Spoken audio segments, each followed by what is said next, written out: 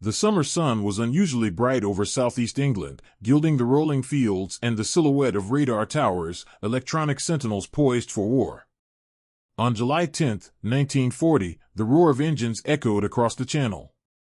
The Luftwaffe, its wings a steel wave, had begun the assault.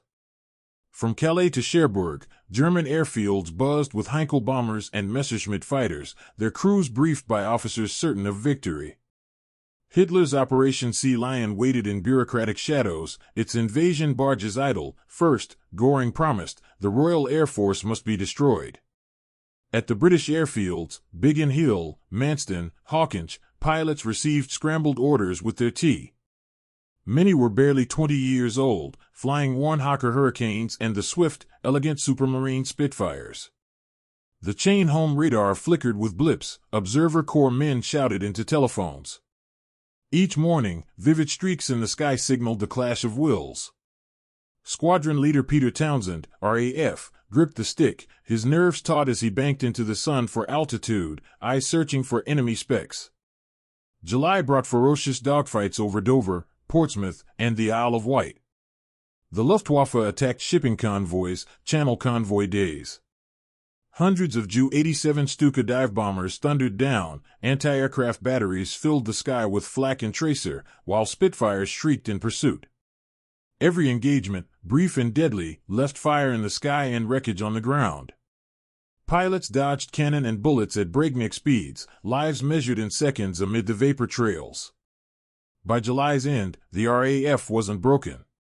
They'd lost 150 pilots and planes, the Luftwaffe lost more. Churchill's defiance grew. Never in the field of human conflict was so much owed by so many to so few, he would soon say. The German High Command, frustrated, intensified attacks, moving from shipping to airfields, probing for weakness. The world watched, breath held, as the Battle of Britain gathered momentum. August exploded in a crescendo of aerial combat. The Luftwaffe shifted tactics, waves of Dornier Do-17s and Junkers Ju-88s now targeted RAF airbases, hoping to shatter the backbone of defense. At dawn, crews crept across dew-soaked runways, preparing squadrons for the storms to come. Hawkinge, an exposed fighter station, suffered near total destruction after repeated raids. Hangars blazed, fuel exploded, and maintenance crews worked in the shadow of fire to keep battered Hurricanes flying. The Luftwaffe's fighters, the agile Bf-109s, sought to sweep the skies before bomber squadrons arrived. High above Kent's chalk hills, Spitfire pilots tangled in spiraling dogfights, diving through clouds or climbing desperately into the blue. Flight Lieutenant Eric Locke, ace pilot of No. 41 Squadron, claimed 5 enemy kills in one frenzied week, his nerves taut but unbowed. August 13th, Adlertag, Eagle Day, became a milestone. Göring, desperate for a knockout blow, sent 1,485 sorties to strike at southern airfields and radar installations. But British radar, an innovation barely months old, gave precious minutes of warning. The RAF scrambled just in time. Amid the thunder, pilots saw friends fall, parachutes billowing against green fields, some swinging to earth wounded, others never returning. Bombs cratered runways and shattered control towers. The RAF lost dozens of aircraft daily, and fatigue gnawed at the squadrons. Churchill's cabinet grew alarmed, losses were mounting, and reserves were slipping.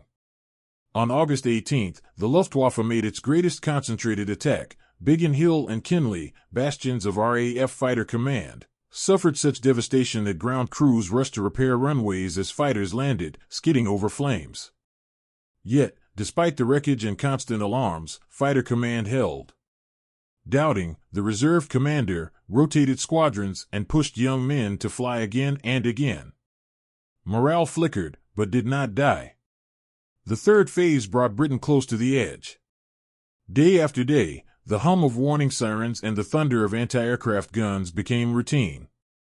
The RAF was stretched to the snapping point. Airfields, Hornchurch, Tangmere, North Weald, were riddled with bomb and bullet scars. Replacements from Canada, Poland, and New Zealand arrived, barely trained, yet eager to fight. Luftwaffe attacks grew more sophisticated. Using feints, split formations, and high-altitude escorts, they pressed their advantage. On August 24, a formation of Heinkel bombers, struggling through heavy resistance, mistakenly drifted over central London and dropped incendiaries. The city blazed. It was an accident, but it changed everything. Furious, Churchill ordered a reprisal raid, a nocturnal bombing of Berlin. The effect was electric. Berliners, for the first time, heard the shriek of air raid sirens. Hitler was enraged. The Luftwaffe's goal shifted, no longer just RAF targets, but now civilians would taste the wrath of total war. September began with aerial duels over the city's outskirts. London's populace, resilient and resigned, took shelter in underground stations, cradling children beneath the arches. Scores of volunteers aided fire brigades.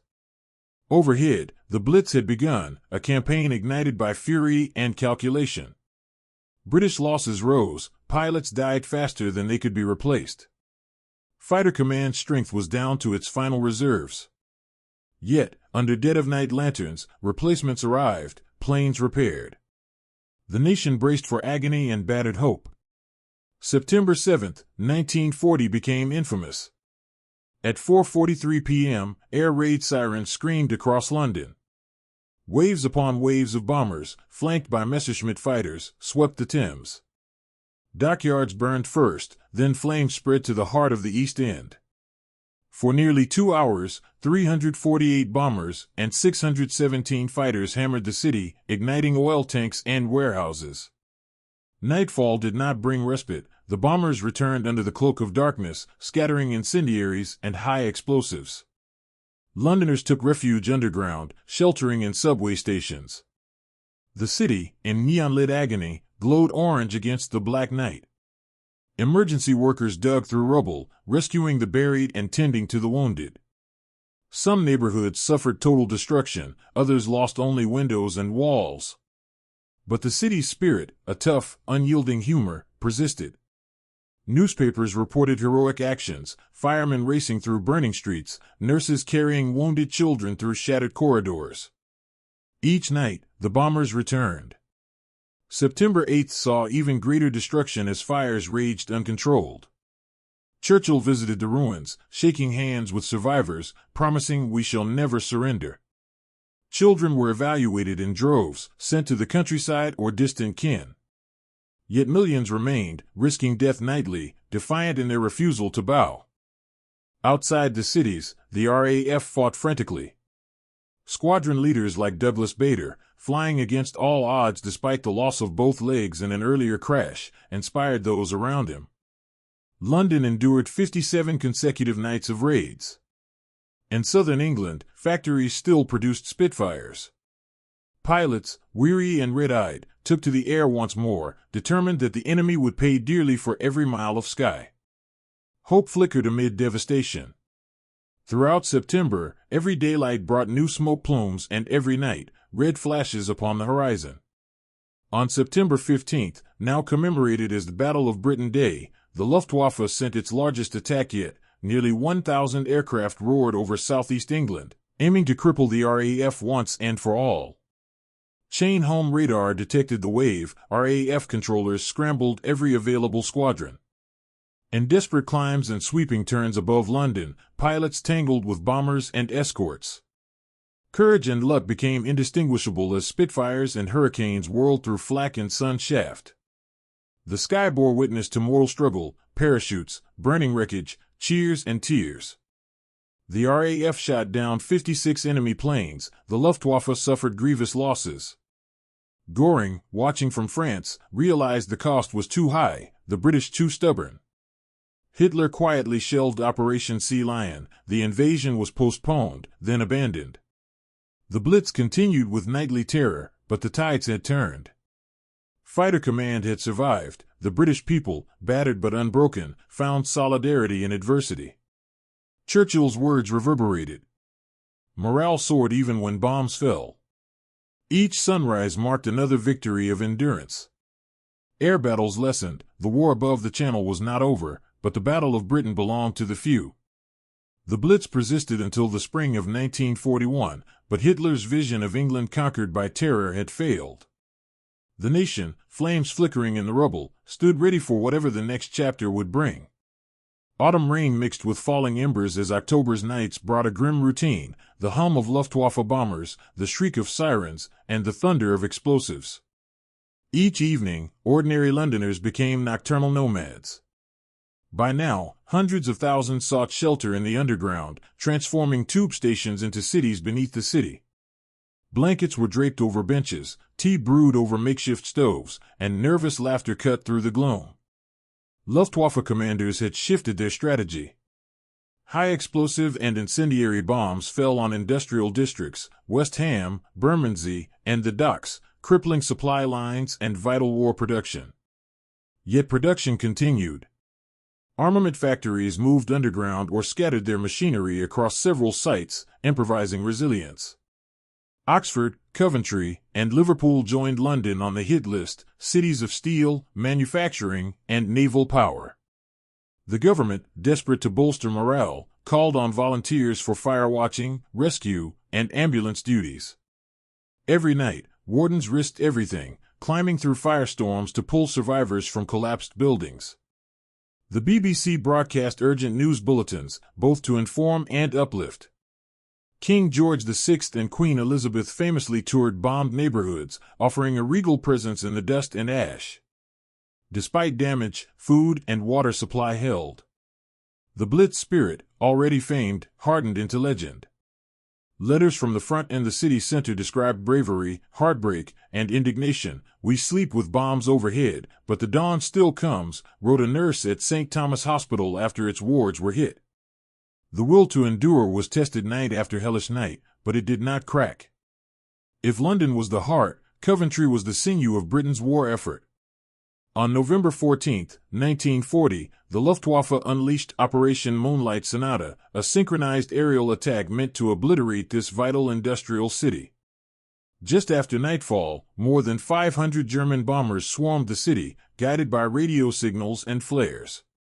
Their objective, destroy armaments factories, refineries, and the city's medieval center. For 11 relentless hours, Coventry burned. St. Michael's Cathedral, a beacon of faith since the 14th century, was reduced to ruins by fires that raged unchecked. Centuries-old streets became rivers of ash. Rescue crews braved collapsing walls to save the injured. Explosions pulverized factories and houses. The central market and main shops were lost.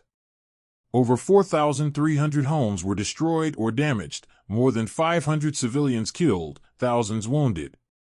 The psychological shock swept the nation. Photos of the gutted cathedral and rubble-strewn streets flashed across newspapers worldwide. Churchill condemned the attack but turned tragedy into a rallying cry. "We will rebuild," he declared. Coventry's ruins would rise again. Strategically, the bombing of Coventry marked a turning point. British intelligence, reading Luftwaffe ciphers via the new Ultra program, began to anticipate raids. Aircraft production was scattered out of city centers, and air defense coordination tightened. The government's censorship of damage and fatalities grew stricter, a bid to maintain morale as the struggle continued. Winter gripped the city in icy darkness, but neither the air raid siren nor the nightly parade of bombers ceased. Between December 1940 and January 1941, London endured some of the most destructive raids since the Blitz began. The Luftwaffe's new tactics included dropping parachute mines, gigantic explosives that detonated in mid-air, flattening entire blocks with the shockwave. The Royal Observer Corps, now stretched to every corner of the island, coordinated with AA batteries and searchlights. In the pitch-dark cold, defenders stood on rooftops, guns ready. RAF night fighters ventured up, guided by primitive radar, hoping to intercept bombers before bombs struck the heart of the city. Between bomb runs, Spitfire and Hurricane pilots regrouped. Many had flown 3 or 4 sorties in a single 24 hours. On the ground, shelterers adapted. Communities shared donated blankets, rationed tea, and cared for orphan children.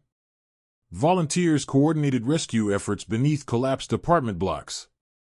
Christmas brought odd moments of joy, carols sung underground, gifts exchanged amid flickering candles, children play-acting with paper airplanes since toys were scarce. The Blitz scarred districts that would take generations to rebuild, Southwark, Stepney, and Whitechapel among the worst hit. But the sense of shared adversity deepened every bond. By year's end, over 20,000 Londoners had died, yet the Axis failed to break the British will. January 1941 opened with a renewed Luftwaffe effort to destroy the Port of London.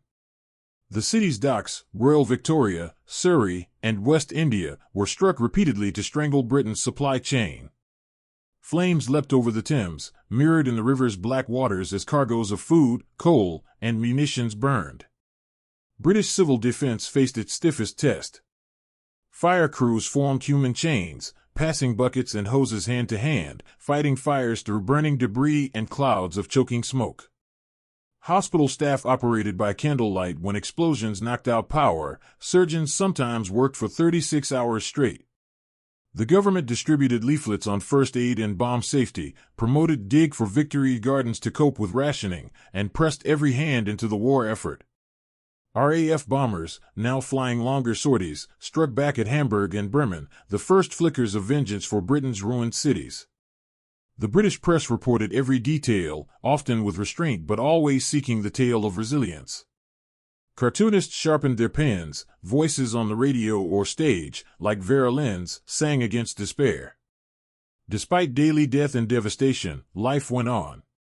"You eat, you sleep, you keep calm," wrote a survivor in South London, "and tomorrow you stand beside the ruins and say, 'We carry on.'" The pattern was one of loss, endurance, and unbroken hope. February and March saw the devastation reach into new cities, Cardiff, Plymouth, Portsmouth, and beyond. The RAF had begun to adapt, deploying new radar-equipped Beaufighter night pilots, yet the Luftwaffe kept up the pressure. In Cardiff, bombs struck docks and churches alike. In Plymouth, entire neighborhoods were erased overnight. The price of courage grew heavy. Hospitals overflowed with the wounded, morgues and chapels shuddered under the weight of grief. Food was increasingly rationed, milk and eggs almost vanished from city shelves. Yet, aid flowed from country to city. Villagers sent apples, potatoes, even rabbits and chickens by rail, ensuring mothers could still feed children in battered basements. In the cabinet, Churchill held fast, pressing for more air defenses, more night patrols, and broader intelligence sharing. The ultra codebreakers, now based at Bletchley Park, had started to deliver precious, if sometimes too late, warnings of planned raids. These flickers of foresight saved lives, and British night fighters slowly grew lethal. But it was the common people who bore the burden. Diaries and letters recorded everything: horror, loss, and the stubborn refusal to yield or hate.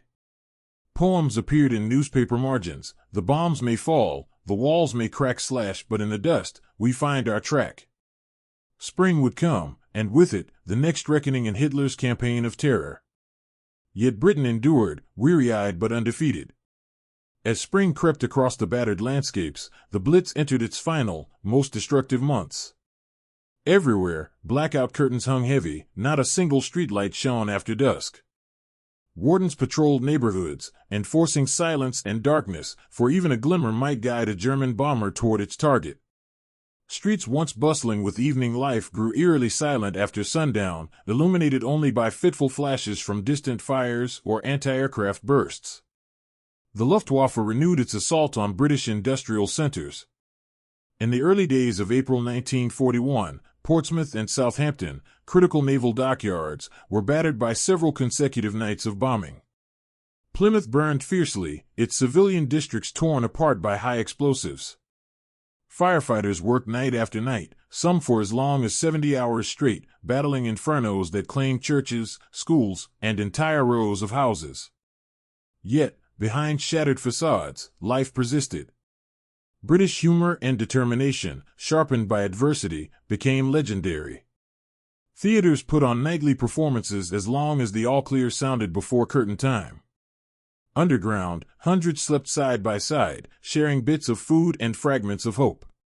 On mornings after raids, when the all-clear sounded, Londoners emerged blinking into the sun and swapped stories of survival. Compassion multiplied, neighbors rescued elderly widows, nursed orphaned children, and donated the little they could to those who had lost it all. The government expanded child evacuation efforts, sending thousands more to the countryside. Parents watched tearfully as their sons and daughters parted, trusting the rural air was safer. In many places, American and Commonwealth pilots arrived and joined the increasingly international RAF, shoulder to shoulder in Britain's defense. "We're all in it together" became both a promise and a rallying cry. On the night of April 15, 1941, the Luftwaffe unleashed its full fury on Belfast, Northern Ireland.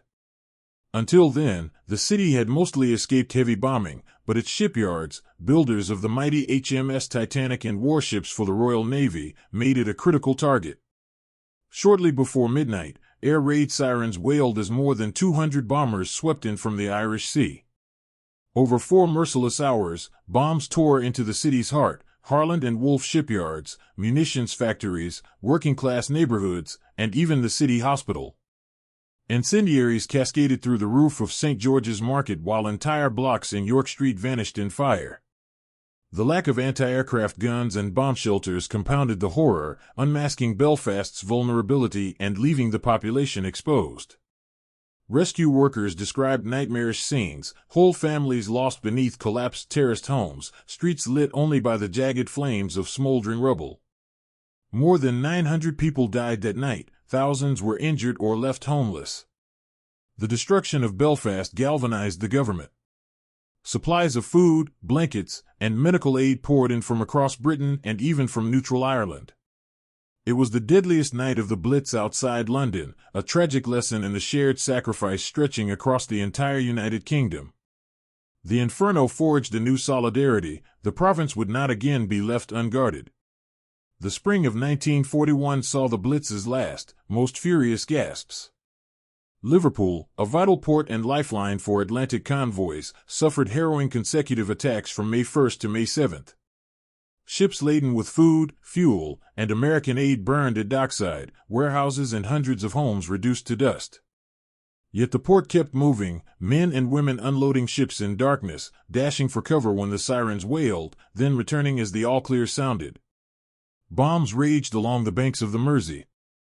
To the south, Manchester was battered, crippling factories turning out tanks and aircraft parts. In the east, Hull, already savaged by repeated raids, endured another round. Everywhere, communities organized rescue squads, some drawn from teenagers, clergy, or even off-duty police.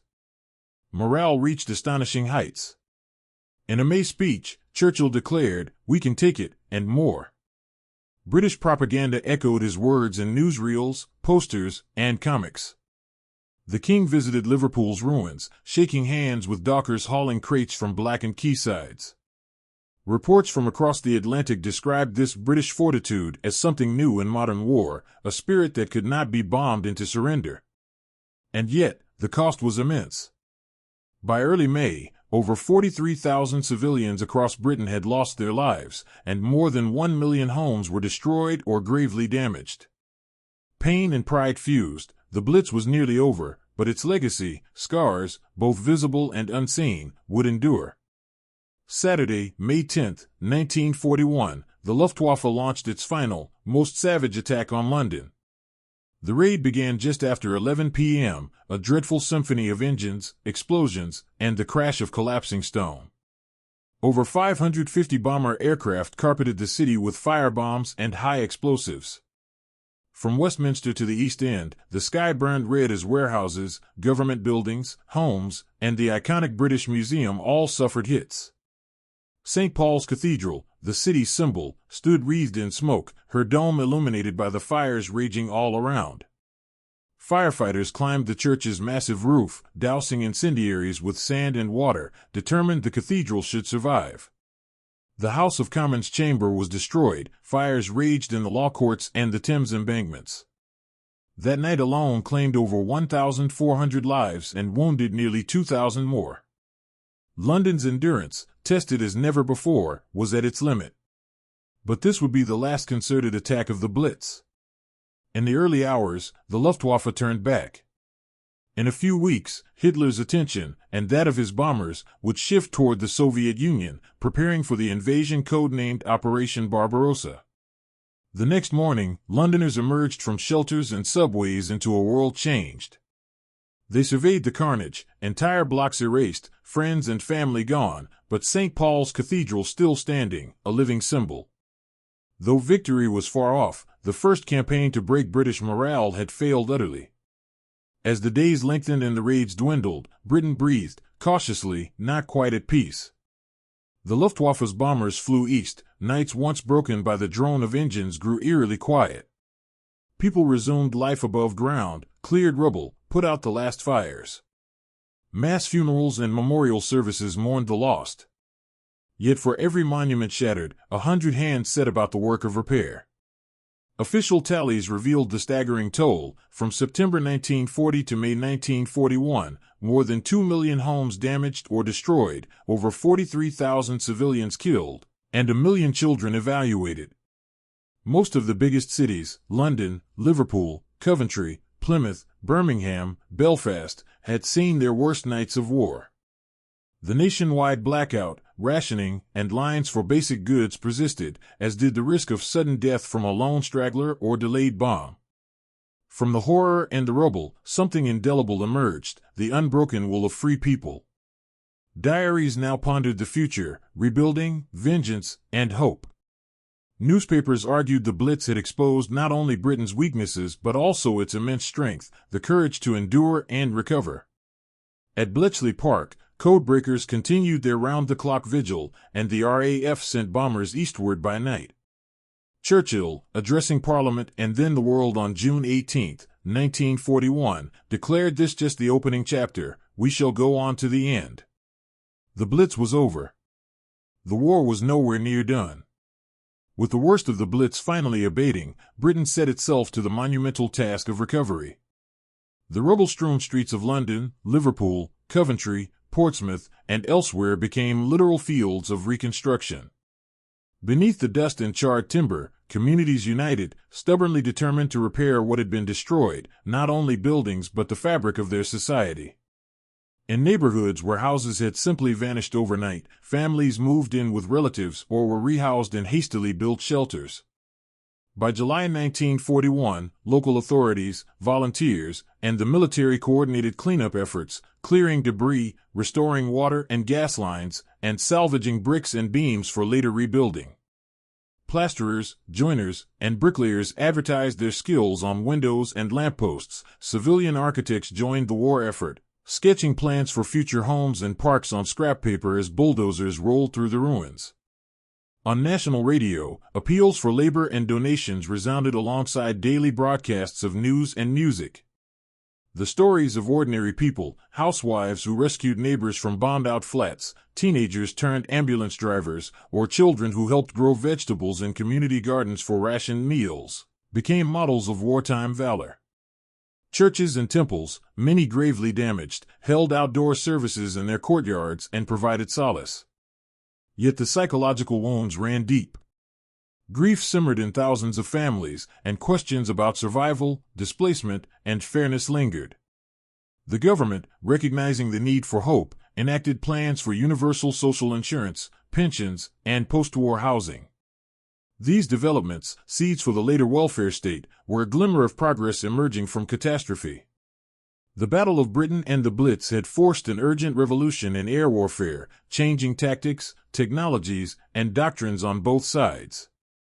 The RAF's victory in the skies was not only a testament to the skill and courage of its pilots, but also a triumph of innovation.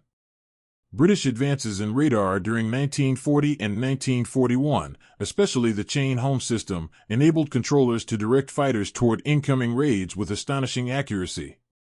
Aircraft designs evolved rapidly.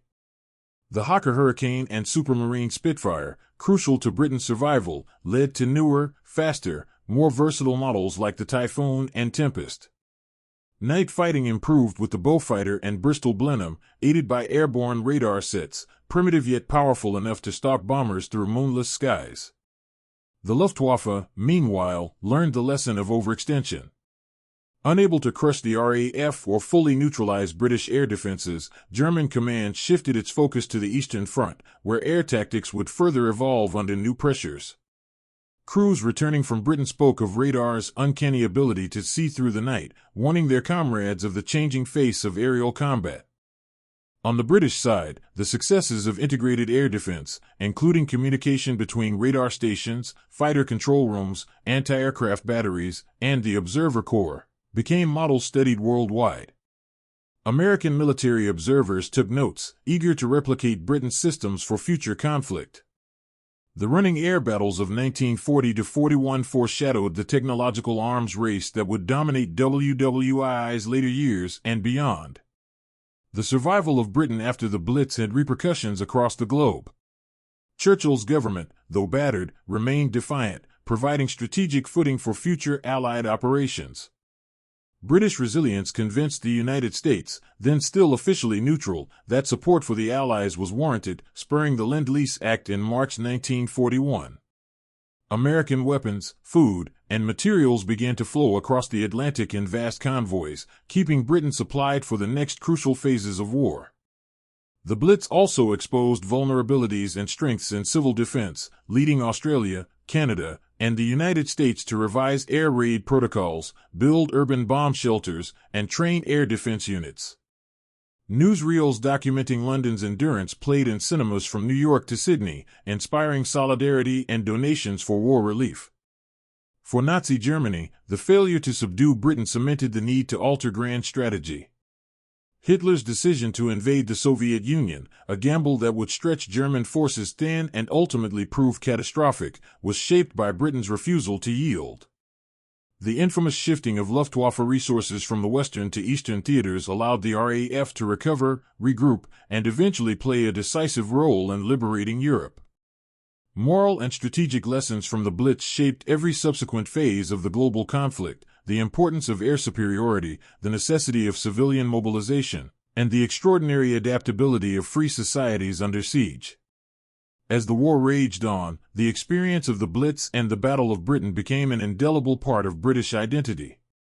Memorial services in 1941 and 1942 honored pilots, the few, and the millions of civilians killed or wounded in the bombings. Public squares were named for fighter aces and air raid wardens. London's victory in the air was celebrated annually, with September 15 designated Battle of Britain Day. Poetry, art, and music reflected the ordeal. The burnt ruins of Coventry Cathedral, left standing amid new construction, became a symbol not only of loss but reconciliation. The famous photograph of St. Paul's Cathedral, unbowed amid a night of flames, adorned posters and newspapers, echoing Churchill's promise that Britain would never surrender. Schools taught children about the events. Novels and memoirs poured forth. Vera Lynn sang "We'll Meet Again," a song adopted across Britain and among troops worldwide as a promise and an elegy. Newspapers remembered the firemen who saved Westminster or the nurses who carried infants from bombed hospitals. Stories of bravery and sacrifice informed the nation's vision of itself: resourceful, compassionate, undefeated. Veterans, survivors, and immigrants carried their memories abroad. In Australia, Canada, South Africa, and across the Commonwealth, tales of the Blitz inspired new generations to value liberty and fortitude. The agony of those nights became a warning against tyranny and a beacon of collective hope. By the summer of 1945, when Nazi Germany finally surrendered, the consequences of the Battle of Britain and the Blitz had become plain. Britain remained unconquered. Its cities were scarred, its population weary, but its parliamentary democracy endured, becoming the linchpin of Allied resistance. The lessons of that era shaped post-war responses: rapid advances in radar and aviation, the transformation of urban planning and emergency services, and the creation of historic preserves memorializing the Blitz spirit. The war's aftermath saw a nationwide campaign to build affordable housing, develop the National Health Service, and extend education, the social revolution Churchill hinted at while bombs still fell. On quiet September mornings, Spitfires fly over the Thames in ceremonial tribute. Survivors mark anniversaries in their rebuilt neighborhoods. London's skyline, once a battleground, stands as a testament to unity. The words "never in the field of human conflict was so much owed by so many to so few" are engraved in stone, echoing through generations. Globally, the epic endures as a lesson that even in the face of overwhelming terror, free peoples can adapt, resist, and prevail. The story of Britain's Hour of Defiance is not just British, it belongs to anyone who believes in courage, resilience, and the stubborn pursuit of peace.